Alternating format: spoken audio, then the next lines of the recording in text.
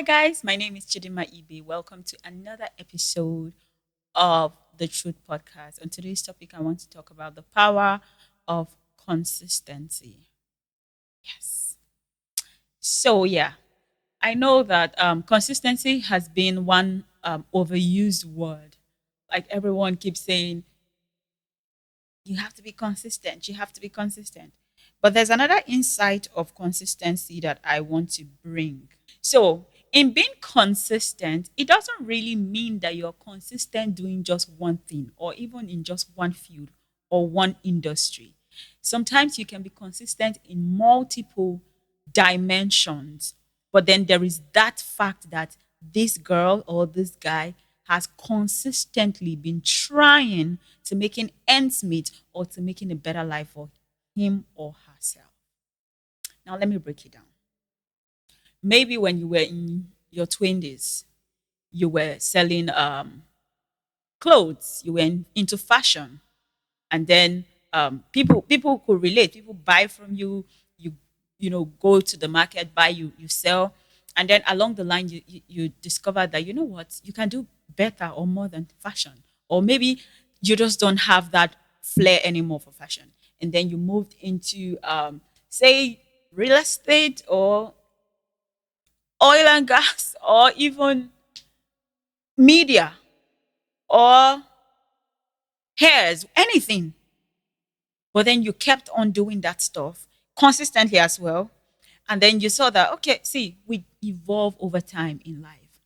The difference is, can anyone that know you from 10 years ago or 5 years ago still vouch that, no, if it is this person, she has really been hustling.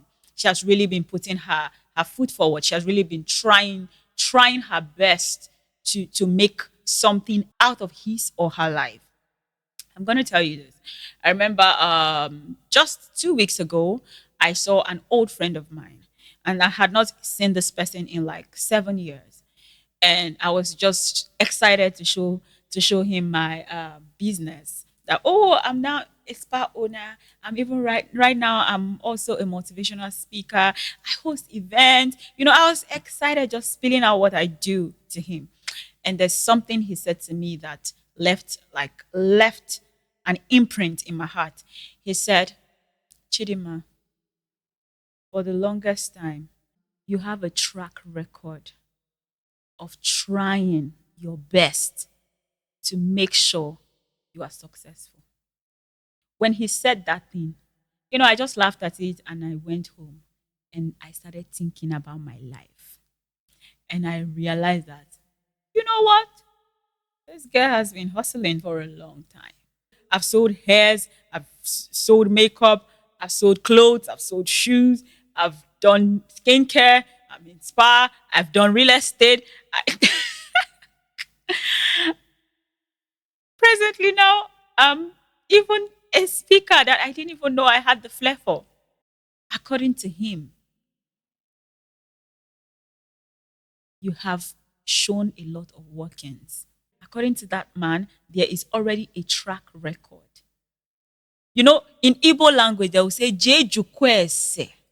Jejukwese, no be today. It might not be the same hustle, but I've been hustling, baby. You can't take that away from me. I always tell people there are a lot of things you can take away from me, but you cannot take the fact that I'm an inborn, imbued, success driven, goal getting body. I'm a go getter, and I don't like using the word hustler on myself anymore. I used to say, oh, I'm a hustler. I no longer use that on myself, but I am a thriver. I thrive to be better in life. And that's the angle I'm coming from in this consistency thing. Do not be too shy to say, oh, only me, I've sold plastic. Only me, I've sold hair. Only me, I've done clothes. Only me, I've. See, the people you admire, if they sit you down and show you their track record, you will be amazed. Some of those people have sold maize on the road. They've sold corn on the road. Some of them have hawked pure water. Some of them have worked in construction sites. See, there's a lot that you don't have an idea of. But guess what? Their track record is what keeps them on point every time, because when they remember where they are coming from, even though it's far from where they are right now, they will know that if I can come this far, then I can go more further. So I'm not here to tell you about consistency. You have to do one thing till you die. You have to do one thing for 30 something years, according to my Igbo people. You don't have to do one thing till you die. What we're looking at is your track record. How good do you stay on track? And when I mean stay on track, it can be any industry. Did I mention that I was even an artist? It can be any industry. The goal of everybody that is trying to thrive is to be successful. If you thrive so hard in one industry and it's not working, move. You're not a furniture, move to the next. Our brain is so vast. You've not used 10% of what your brain can do. Consistently move forward. See, there's something about me. God forbid, you can never meet me in one place twice. Not you can never meet me in one place 2 years straight. I'm moving. Oh. If you don't work, up to the next, on to the next. And that's the beauty about being young. The beautiful thing about being a youth, being young, is that you can test the waters. You have all of the right to test which one works, which one doesn't work, which one am I wasting my time on. You see those things that we used to tell our parents that, see this person's parents. Where were you when this person's parents were? They were busy consistently finding solution to one problem or finding a way to make one thing work. They were too scared to diversify. They were too scared to take another risk. They were too scared, maybe, not all. Somewhere we're so comfortable with just one. But I thank God for our generation. We know the here. We don't want to hear it. We want to build a house. We want to buy a car. We want to do it, and we want to do it legally, legit. So the next option for us is, if this is not working, what else is working? Because we have to move. So I'm here to encourage you. If you know that thing you are doing, you have tried your optimum best. You've tried your honest and earnest best, and it's not moving. Michidima, I'm telling you, maybe it's time to try something else. Just try. I'm not saying you should completely leave the other. Just try something else. Maybe. There are so many people that were working in the bank, and just the moment they say, you know what, let me try business. Even if you pay them 1 billion, they would never go back to the bank. Just try something else. The secret is in the risks. And that's the beauty of being a youth. We are fearless. The best thing we have is the best thing the world can ever produce. That is time. Who can buy time? Nobody. Nobody. And just imagine we have what nobody can buy. We have the time to make all of the mistake.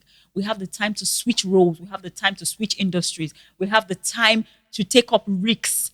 We have the time to lose money and make money. We have the time to build and break. We have the time to do whatever we want to do. So if you're not taking risks while you are young, while you are still a youth, is it when you're in your 50s, 60s that you want to take? And I'm not saying it's too late. But those risks hurt more when you are at that level.